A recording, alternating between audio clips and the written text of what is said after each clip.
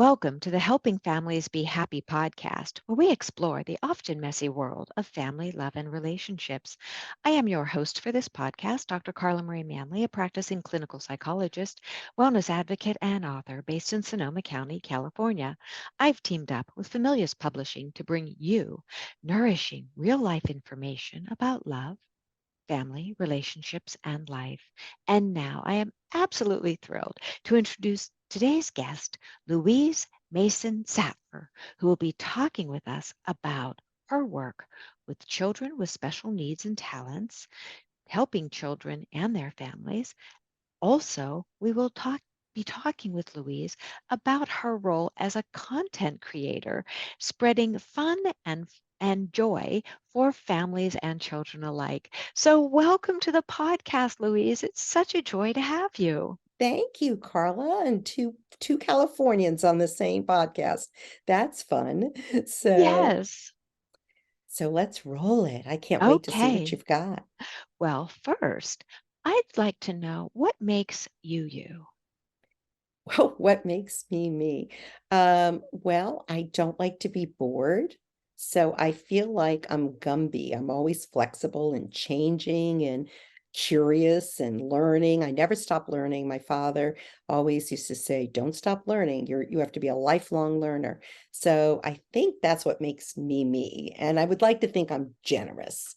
So with time and with just giving, and that I also got from my parents.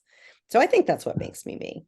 I absolutely love that. First off, for those who don't know Gumby, green creature that is very malleable, very flexible, very happy creature. I don't know if they even sell Gumby anymore, but Sure do. do I they? You have a yes. Gumby? Oh I my have a Gumby goodness. and a Pokey. And a So, which is Pokey. like the anti-Gumby, which is not flexible and very stuck in the mud. But yes, somewhere in this house of mine, I have Pokey and Gumby for Pokey sure. and Gumby. Kudos to you. And also that you're generous. And I do find that the Gumbies in the world tend to be very generous because they know that gift of giving from body, mind, Mhm. and spirit. So it's such a, I've never had anyone tell me they were Gumby. That's so fabulous. Okay, this is Well, now you wonderful. can't say that anymore. Now I can't say that anymore. So I know that and in preparation for the podcast, for those of you who can't see what I'm showing, if you're not seeing the video version, Louise sent me in advance beautiful charts, and I'm holding them up about sign expressions. And the one that I have is just very beautiful, and it's showing in English and Spanish, showing how to say very important things such as I want to go to the potty, I want my backpack, I want a doctor, I feel lonely. And this is the Hmm. side. I feel lonely, I feel embarrassed, I feel in pain. And also a beautiful bookmark that shows important words such as book, which is libro in Spanish, name, nombre, read, leer, help, ayuda, play, and all of these wonderful resources that you sent along. And here's one that's postcard size with the alphabet and also showing, sign language for 911, pain, allergies. What tremendous resources you have You. created, and what a terrific introduction for you and the work you do to really show incredible Hmm. resources that families and children's can have available almost at the press of a button. Please tell me more about these resources, why you created Okay. them. So they all have a story. They all have a little Okay. different story. So the chart, the I Want, I Feel story, I created along with a DVD around the same time. Uh, it's includes sign language, of course. I'm fluent in sign, and then English and Spanish. So it's three of the four most popular languages used in the United States. And so what I wanted to do was target those children who I was serving as a psychologist in school districts when I would hear over and over again that they weren't communicating, they were misbehaving, they were being volcanic with their eruptive behavior. And so I wanted to give them a way to have nonverbal communication and then kind of be a bridge to verbal communication or signed communication. And so those charts, although they meet the needs of children who are deaf and sign or who are pre-verbal or nonverbal, they also were mostly intended for the autism community, because those children are often introduced to sign language to help promote and to augment language, spoken or sign language. And they help with the feelings, because children, when they don't have feelings, and they usually come up with big feelings or big behaviors. So to help kind of bring coping skills into the homes, I created the I Want, I Feel chart. And they are used in daycare centers and different Head Starts, and of course in homes and schools throughout the country now. The bookmark was just for fun. And the other one, after 9/11, I was approached by deaf friends to help be a bridge again with communication, to create something in the ways of DVD and training to help deaf people get same kind of access to services and to help as from first responders. So that second one is to address the needs of people. The reason it's postcard size is it actually fits into the average fire person Ah, provider's pocket. It's laminated so it could be written on with a washable pen. They both are, or a crayon. There's a new version that includes Chinese as well. So then you have all four of the most common languages used in the United States as of right now in 2023. and that's amazing. And, I'm holding it up again for those who are watching on video. But I love the context, because the words, call 911, Yame And if you flip it 911. around, they can see the other side. Yes, Yes. and the alphabet, and what a terrific resource for first responders and parents and kids to carry around, because we forget how many people don't speak English, or or who need to communicate or want to communicate in sign language. And so kudos to you. And I Thank also you. love, Louise, that you just said it naturally, that I act as a bridge. Hmm. And Hmm. so not only are you generous and Gumby, but you're also a bridge. Thank And you. and that's such a beautiful way, coming from California, and you're in California, we know how natural disasters such as a wildfire, and people expect first responders, to help, and sometimes they Hmm. don't know how to help. And so these cards are an essential for people to be able to carry, to communicate the basics. And I'm very lucky in that first responders nationwide, many of them are carrying that. Ah, So, kudos to you. and if anybody wants to learn more, they can, find me. So, Okay, well, we'll do that piece at the end, but might as well give a plug right here. Where can people find you to get oh, these sure. amazing resources? So there's one that's downloadable, that's free on louisesattler.com. It's my Oh, first and last name. Just put .com at the end, and you will find the one for COVID. There's actually a new one, COVID specific. As for the other ones, we could talk about that at the end of the broadcast, but also found on louisesattler.com. and the spelling of Louise's name is Louise, Sattler, Sattler.com. And I can tell you they are absolutely gorgeous, highly, very well done resources. So Thank thank you for you. that. So another question for you. At Familius, we really work from those foundational values, the 10 habits of a healthy family, such as loving together, playing together, learning together, talking together, healing Hmm. together, giving together. Those are just a few of them. How does your work, and I know you do so much more beyond what you're already Sure. telling us about, which is plenty enough, but how does your work help families be happy? how does my work help families be happy? That's not always the case because Good answer. my work is my professional work as a psychologist is a lot of times in determining eligibility for special education or determining continuation of eligibility.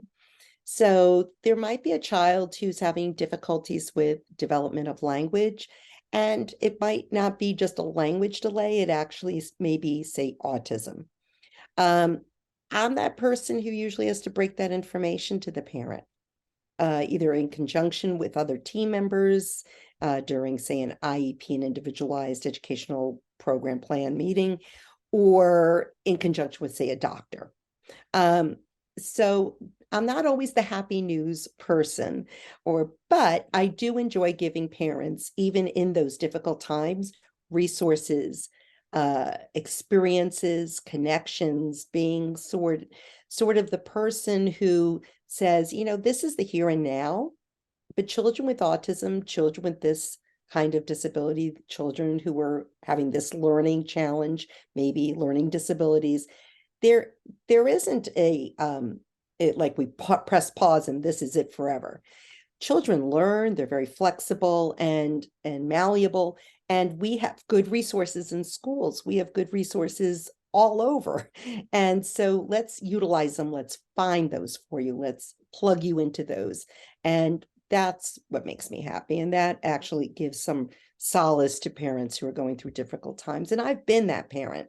I've had those challenges with children who have had challenges with reading, for example, my daughter, thinking, how could that happen? I've been reading to her in multiple languages since she was a baby. How could she have learning disabilities? So I've been on both sides of the table. The one is the parent and the one is the professional. And I am very cognizant as a professional what it feels like to be the parent receiving news. So I want to be able to give help, resources, and support.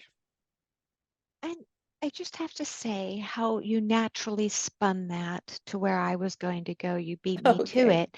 All That right. it sounds, oh no, perfect, perfect, because it Okay. was so organic that you do see the silver lining, which is you might not have happy news for families, but you help families be happier because once you understand that, oh, here's something.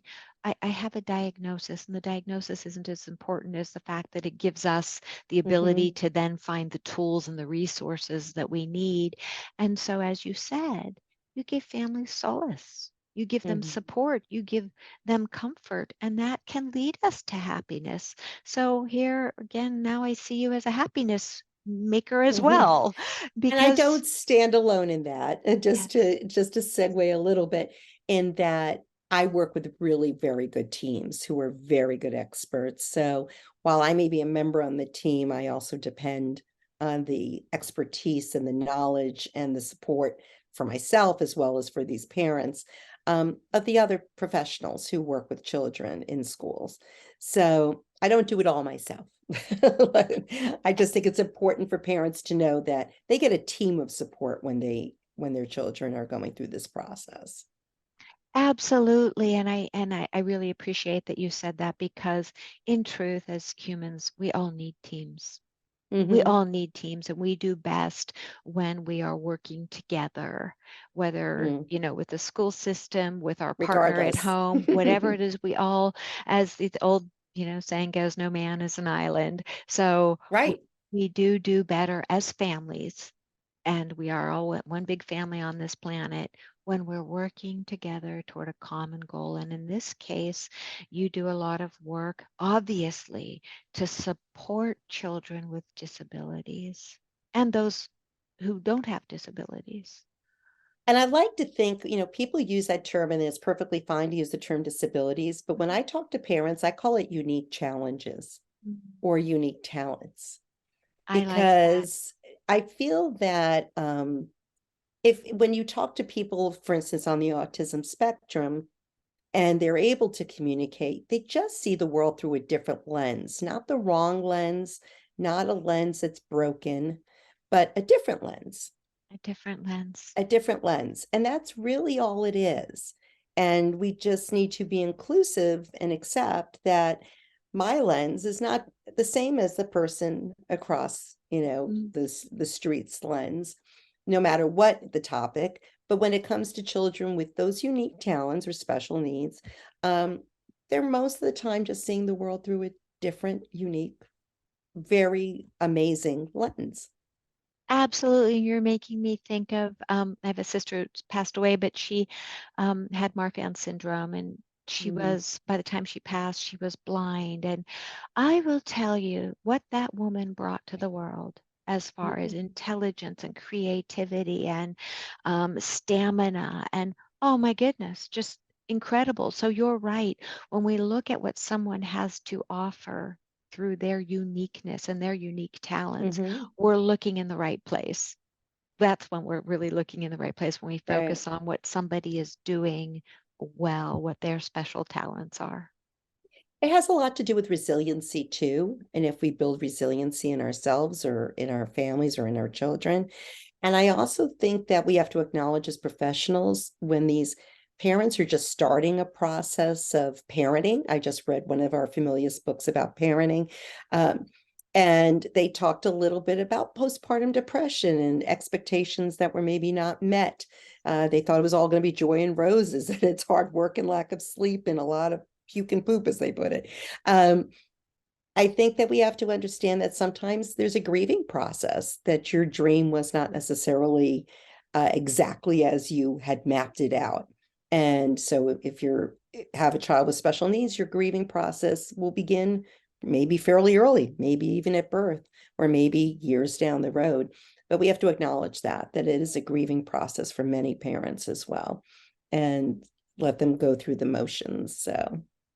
And I'm so glad that you pointed out two things. Yes, the grieving process, whether, and I could pick up your grief when you were talking about your Mm. daughter and saying, oh my goodness, how could I, this educator and woman who is talented and good at what I do, how could I end up with, and so you can pick up definitely for parents, for all of us, when we have a child who's not performing as society might expect them to, there really can be that grief that we need to acknowledge and move through so we can get through to the other Right. side.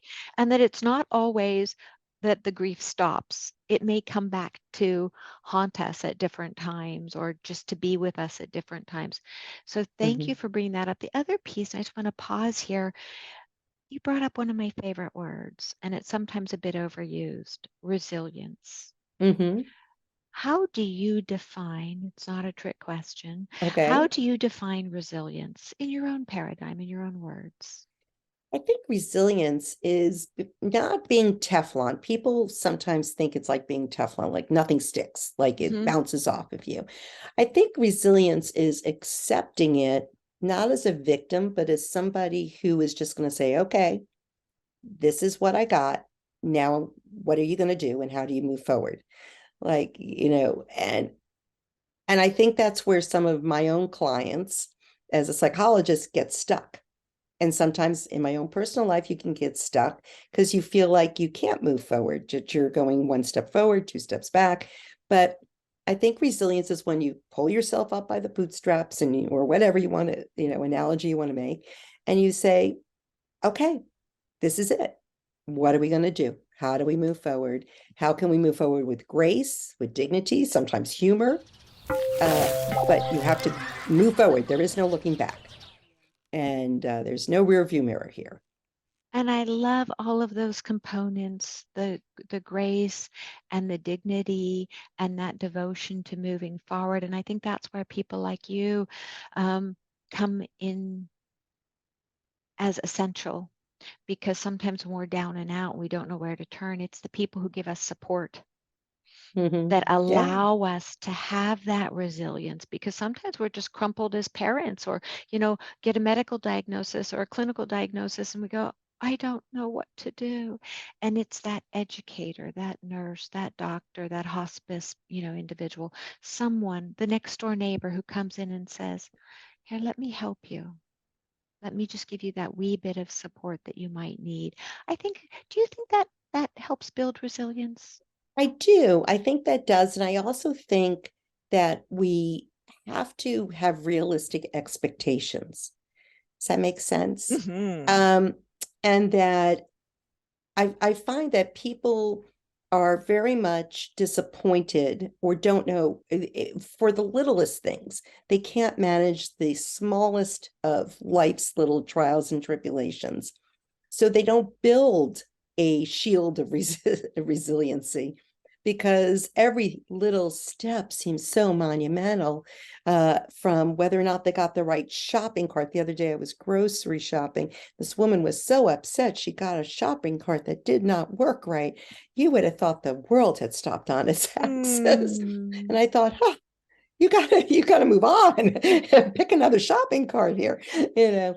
And so those are the people I worry about, who those little things that get in your way of your daily activities become so monumentally huge and Yeah. cause such an eruption of emotion, that when you have no resources left, you have nothing to give when you have the big problems then. Yes. And sometimes those supermarket volcanic eruptions are the result of not having the resilience, not having the support, and just it Absolutely. erupts in the wrong places at the wrong times. So now I'd love, because I'm acutely aware of our limited time together, I'd like to pivot, if you don't mind, to Yes. the other hat you wear. How you wear another hat, I'm not quite sure, but you do it. So you are a content creator, a Yeah. reviewer of books. I know, as you said, that you really review some of the familiar books and Hmm. really enjoy doing that. Could you tell us a little bit about your role as a reviewer and a content creator? I love reviewing books, puzzles, games, travel. I travel a lot. I write for one of your travel websites a lot. Um, but when you see a book, particularly the children's books, I always look at it as, ooh, what is it teaching on the kid level? And then how is it written for the parent to stay interested enough to read it 20 more times this week? Because you know a good book, a little kid's going to want to say again, again, again, Yes, and yes. right. So there are so what, not that I'm doing a commercial for Familias, but I will, in that they have a good uh, way of picking out authors writing these children's books on levels that are very interesting to both parent and child, and Mhm. give lessons and give beautifully illustrated. There's one book that is Allegro, I believe is the name, where it talks about composers and it talks about music and has a story about a boy involved in his music journey. And then it has where you can actually hear snippets of the music by pressing, the interactive buttons. I have loved that book. I've given that book many times as gifts because I think it is so ingenious. And there are so many more titles that I could bring out. So as a reviewer, I get excited. It's like Christmas every time that box appears. Aren't Uh, they wonderful? And you're oh my right. gosh. The authors, the illustrations, that vibrant energy in the Familius books, and they are yummy. It is Yes. like they are little treasures. And I think that the illustrators and the writers are well matched. Mhm. And I mean, there are just so many beautiful books, and I encourage our listeners, if you aren't already checking out the catalog, to do so. Um, but the learning tools, the literacy levels, and the care that is taken towards early young child literacy, as well as the young adults, that YA book span could be tricky, but I just love the books that are written for them as well. And then you, of course, Carla, are just another one of those authors for the adults. And there are so many great books for parents, grandparents. I've seen so many Yes. books for grandparents, and I'm not a grandparent yet. And I say yet, but there are books to help with boundaries and just joy of grandparenting, family tree making. And so I truly think that a good book is one that I read and I'm willing to stay past my bedtime to still be reading on the adult level, which is what I did last night. But for the children's books, extraordinary, the They authors. are extraordinary. I have a load of them on my bookshelf behind me, and they are Oh, just, yeah. oh, and they're beautiful. And they have, anyway, I could talk forever And they're about, funny. Some of them are oh my hysterical. A goodness. hundred words for New Yorkers. I laughed and gave that several times as a gift as well, because I couldn't believe that one of the vocabulary words was schmear for bagels. I just thought that was hysterical. It had me crying and I was laughing so hard. So yes, so great books. And they are fabulous books with, yes. And so, how do you see the Familius books? Yes, of course, they are great in the home Mm. setting, great for parents, great for kids, great for any caregiver. How do you see them being advantageous in a school setting? And as a psychologist, I recommend a lot of the books. There's like a middle school series. There's books by the author Spear, who talks about bullying and cyber Mm-hmm. safety. Though that's a book that I have given several times, and I hope that I'm blanking on titles. I'm so sorry. She Uh, does one BFF or yes, NRF, helping yes. people realize the difference between someone who's not really your friend. And I believe it's Jessica Spear. And Jessica Spear, who I love. yes, and they have, but the type, so yes, BFF or, a real friend versus helping people understand, how do I figure out friendship at an early age? And she What has is, one on phone safety and cyber safety that I just yes. got yesterday and was unpacking. And it was just at first glance, I was like, oh, where was this when my kids were younger? I could have really used this. Um, there's a lot of books that I think are great for professionals as well. There are several books on the topics of ADHD and Mm-hmm. autism and attitudes to deal with autism. And I just really, I encourage the listeners to take a good look and enjoy. And now they're sort of also available in ebooks, some of them. So Yeah. that's exciting too. Yeah, so well, good to know that I also use them as resources in my clinical practice because whether it's postpartum depression or somebody, working through grief as an adult or, somebody wanting just Mhm. a really good book to read to their kids that can be passed down and Right. read by the older kids to the younger kids. That's what we want to see more of because books, when they're used as tools of connection, they can absolutely make the world a happier place. I And believe I that. love to travel. Do you love to travel? I love to Oh, very travel. much. And the book series, several of the books deal with states and the wonderfulness of states, whether they're the book on Utah, that's just a beautiful photo journal, or the books for children, like U is for Utah and C is for California. Those books are excellent for people who are traveling to have in your car and also for the classrooms. What better way to teach all 50 states but through these gorgeous, titles that could be on your Abs shelves? Absolutely. Well, we could keep going on that, but it's time to wrap up. So, Oh no. I know. Oh no. We're So, just getting started. yes, yes, and yes, yes. I'm thinking of this one book, and I'm blanking on the author's but it's she uses fairy tales and uses and Yes. talks about fairy tales and bringing them um, into conversation and helping children learn as we do learn through fairy tales. And so it's I don't have a copy of it. I wish I did, but again, just magical books that are so great. And not that I'm going to keep plugging this, but they are on the Familius website, which we'll talk about at the end. So Okay. let's go to, are there any, one or two more things that you feel like, oh, I really want to share this with the audience before we go? I think the only thing I really want to share with the audience is on two different levels. One is you're never too old. I am not a young, spry chicken here. I started doing a lot of work in the media realm in my 50s because of the need to connect with different groups and associations with my work as a psychologist and as I expanded into content creating.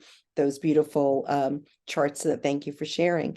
So no matter what age you are, there is no cutoff to being creative, and there is no cutoff to pivoting to something that brings you joy and passion and ignites excitement in your career or even your life.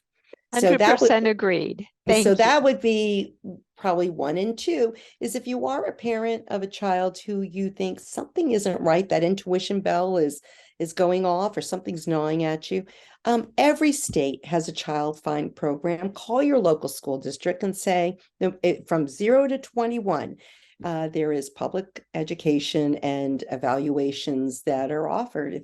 And all you have to do is write a note to your school district and say something is not right, or go to your doctor and have them write, because parents are usually the first to notice. And the earlier the child receives intervention, if they are identified, and that is indeed the case, then the outcome could be so much different than if we have to, wait, or it gets pushed kind of to the side. Yes, and it makes the parents and the child struggle significantly diminished, Right. because the earlier we learn what the little underlying issues are, or big underlying issues, the sooner we can get those resources, become empowered, and move forward in ways that make everybody feel, happier, Yes, more absolutely. capable, right? So now, Louise, I am so grateful for you spending your time with me, with Thank us today. you. What a Thank you for having joy. me. Oh, it's a joy and a privilege. Please tell us, where can listeners find you? Oh, all different places. So you can find me as louisesattler.com. I'm also on Linktree, if anybody uses Linktree, but on louisesattler.com. From there, you can toggle into all my social media sites, whether it's LinkedIn as Louise Mason Sattler, Masin Sattler, or on YouTube. I have dozens. I think I have like 60 or more videos for sign language and other topics on YouTube. So you can learn the basics of sign language right there on my channel. So again, just go to louisesattler.com and you can easily connect, whether it's also to my Familias reviews on Amazon and other different areas, and my travels. I document my travels and recommendations on that, and my blog. It's all there. One-stop shopping. Excellent. And then I And in understand, Instagram. I'm big on and Instagram. Instagram. And then I understand you have a really amazing conference coming up that you're participating Thank in you. September. Yes, I am so honored to be asked to be one of the key speakers for the Autism Today Foundation's conference. That is a virtual conference. And I will be speaking on the same panel as Temple Grandin. And My anybody who goodness. knows Temple Grandin in the autism field or in all the other fields that she's in, she's an amazing person. And I almost pinching myself that I was asked to be part of, this conference alongside with her. And so that's Autism Today, and it's the last week in September. Great topics from everything from neutralizing or making autism, just giving opportunities to all, including in the entertainment field, the work field, the real estate field. Just it's really going to be quite broad topic, and I think people will really be surprised that it's very positive topics that will be approached. Excellent. And could they find out more about that seminar through your website? Will it be on Yes, your I'm going website? to post it very soon, as soon as they have the sign-on link. And I will be sure to, within the next day or two, to just put a link, and it may already be on there, straight to the foundation, so you can find it directly and be on their email list as well. Brilliant. Well, you are a multi-talented, incredible human being. Thank Thank you you. so much for sharing your time. And again, you'll find Louise at Louise Sattler louisesattler.com. And as we conclude today's podcast, I'd like to thank Familius Publishing for bringing their support to this podcast because we're bringing it to your ears and your heart. We'd be thrilled if you'd subscribe to the podcast and leave us a review on iTunes and social media. If you'd like more wonderful Familius content, be sure to visit us at familius.com where you will find our Habit Hub blog as well as a spectacular selection of books for families. One step at a time, we can and will make the world a happier place. Thank you for sharing your time with me, Dr. Carla Marie Manly. It's been a joy and a true pleasure. Be well and shine, shine, shine as only you can do.